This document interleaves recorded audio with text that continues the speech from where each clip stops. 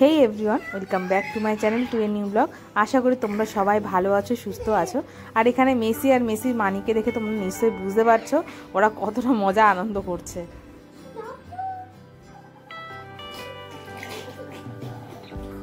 কি করছে এই ছোটকে? মেসি মেসি মেসি মেসি, ওটা কি? Hey Messi. Hey Messi.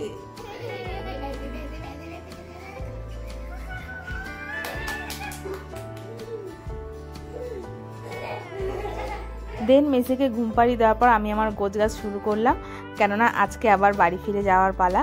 তো মেসি বেশ এই কদিন খুব মজা করেছে। ও হয়তো এখনই বুঝতে পারছে না মন খারাপ কতটা হবে, কিন্তু বাড়ি গেলে ওর সত্যি খুব মন খারাপ হবে এবার, কারণ এবার এতটা মজা করেছে এখানে এসে।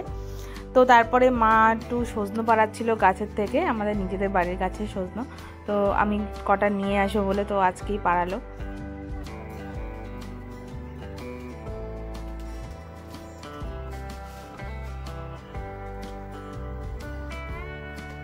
তো মা কালকে বাড়িতে পায়েস বানিয়েছিল, সেটা দিয়ে সকালে ব্রেকফাস্টটা সেরে নিলাম। আর আমি এখানে ট্রলি ব্যাগটা গোছাতে বসেছি, গোছানো আমার আর শেষ হচ্ছে না। আর মেসি এখানে ঘুমাচ্ছিল, তো আমি ভাবলাম সেই ফাঁকে সমস্ত কিছু গুছিয়ে ফেলি, কারণ ও উঠে গেলে আমি আর সময় পাবো না গোছানোর। মেসি বাবাই, ফেলো না, এটা ফেলো না, রেখে দাও, ব্যাগের মধ্যে রেখে দাও। তো এখানে আমার গোছানো প্রায় কমপ্লিট। আর মেসি ঘুম থেকে ওঠার পরে যেই দেখেছে সব গোছানো জিনিস, ও আবার টেনে টেনে সব ব্যাগ থেকে বার করছে। আমার আর কি ডবল খাটুনি। তুই চলে যা, আমি থাকি। আমরা রেডি, ব্যাগ ট্যাগ সমস্ত নিয়ে রেডি হয়ে গেছে। মেসি এখনো ঘুমাচ্ছে, মেসিকে ভাবে গাড়িতে তুলে বোন যাচ্ছে আমার সাথে, ওকে রেখে দেবো কয়েকদিন ভাবছি, তাই না?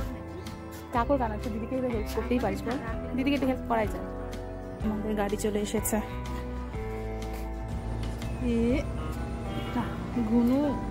ঘুমুটা ভেঙে গেল।